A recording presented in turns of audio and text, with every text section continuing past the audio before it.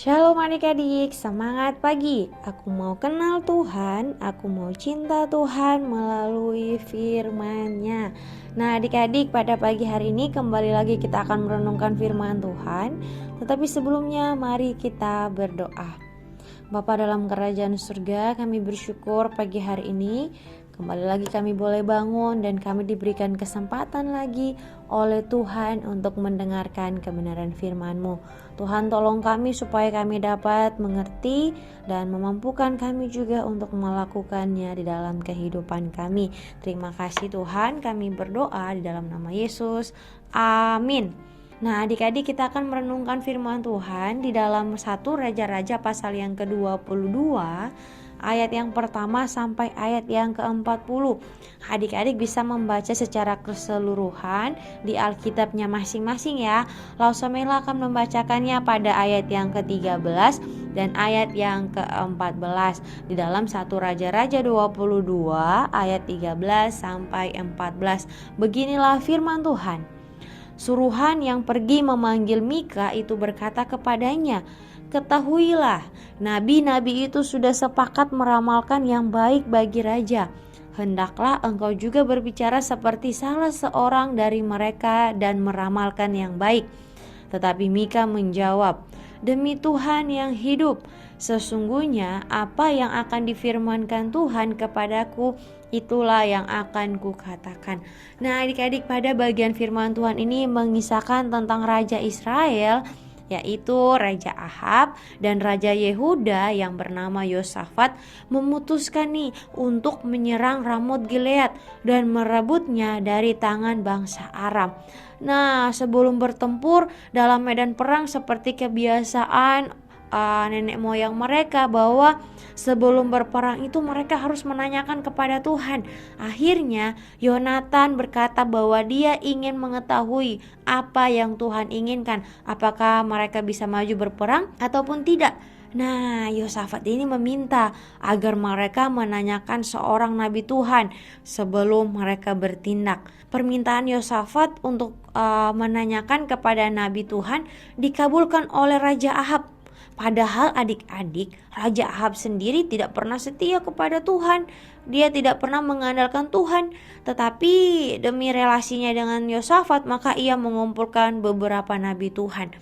Nah pada ayat 11 dan ayat 12 menunjukkan tentang nubuat nabi-nabi palsu. Mereka mengakui berbicara atas nama Tuhan, tetapi Tuhan tidak pernah mengutus mereka, sehingga mereka terus mengucapkan hal-hal yang memang ingin didengar oleh Raja Ahab. Mereka mengatakan tentang kebohongan.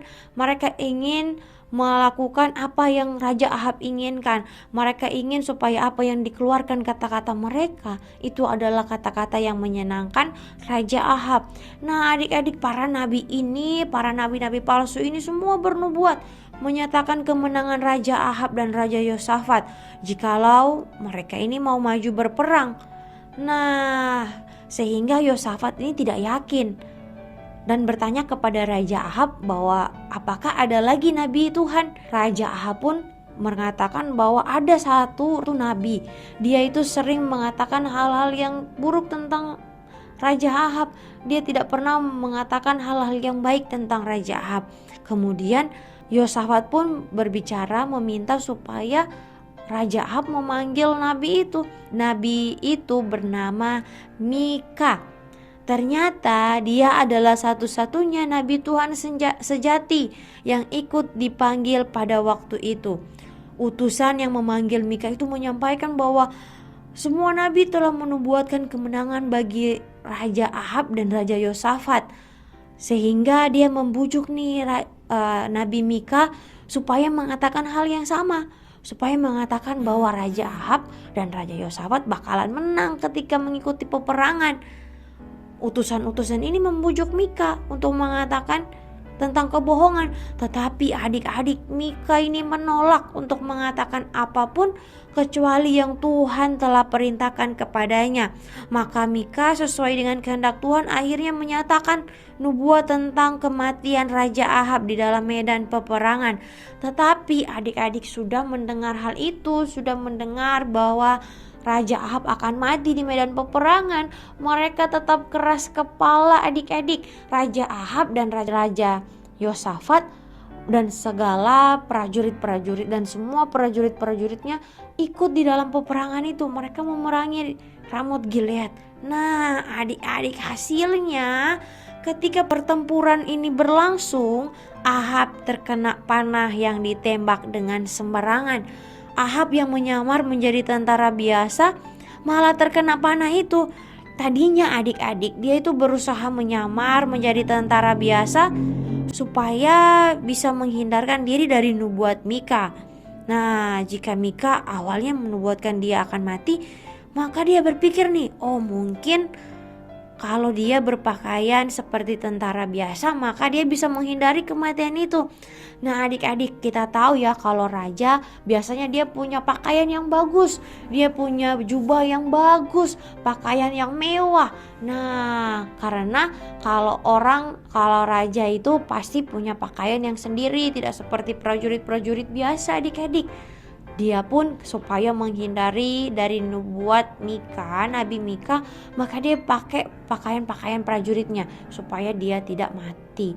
Tetapi karena Mika adalah orang utusan Tuhan, dia adalah nabi yang benar, sehingga semua yang dikatakan benar. Akhirnya Raja Ahab ini pun terkena panah yang ditembak secara sembarangan oleh tentara-tentara lawan, dan akhirnya dia mati di medan perang karena kehabisan darah.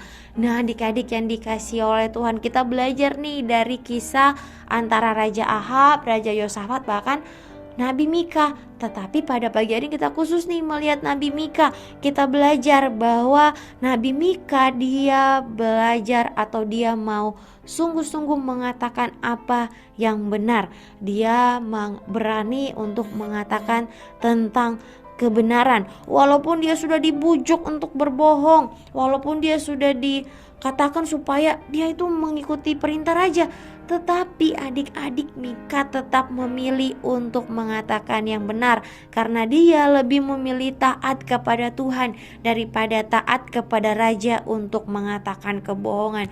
Wah, adik-adik, luar biasa ya Nabi Mika ini. Tetapi kita pun harus demikian adik-adik. Kita harus belajar untuk mengatakan hal yang benar walaupun kita satu-satunya orang yang melakukannya itu. Ataupun juga kalaupun nanti ketika kita mengatakan kebenaran orang tidak suka terhadap kita, tidak apa-apa adik-adik. Tuhan menginginkan supaya kita menjadi anak-anak yang mengatakan kebenaran. Seumpamanya nih adik-adik, ketika di rumah kita melihat ada koko atau cece kita yang mengambil uang papa mama, dan ketika ditanyakan papa mama siapa yang mengambilnya, maka apa yang harus kita lakukan? Menutupi kesalahan koko atau cece kita supaya mereka tidak dipukuli, atau kita memberitahukan yang sebenarnya bahwa mereka yang ambil? Nah adik-adik, kalau adik-adik mengalami hal ini, maka berkata jujurlah.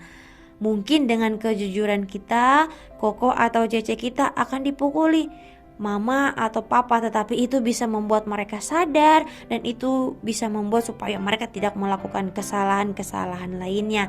Tuhan ingin adik-adik supaya kita menjadi anak-anak yang berani berkata jujur.